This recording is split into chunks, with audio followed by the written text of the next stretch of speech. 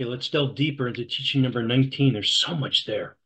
The beast, or in the Greek therion, makes its first appearance just after we're introduced to the lamb or the arnion.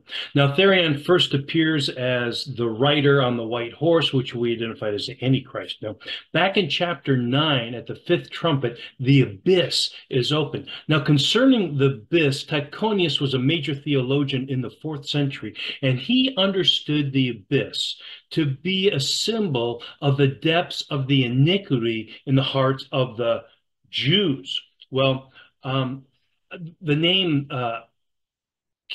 Oecumenius occurs in several commentaries from antiquity. And in the commentary of Revelation that bears his name, the abyss is identified as human nature. So one rising from the abyss is a metaphor for the motivation of unrestrained egoism. Okay? Unrestrained egoism. The time of suffering and trial becomes more intense because of it.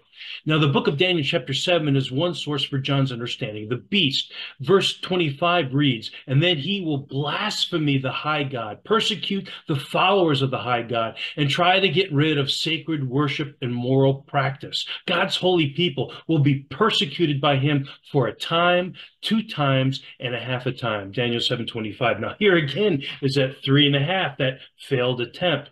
Now, the reason it's failed is because God has intervened. Jesus said, "These days are going to be hard days, nothing like them from the time God made the world up to the present, and there'll be nothing like them again." If he let those days of trouble run their course, nobody would make it.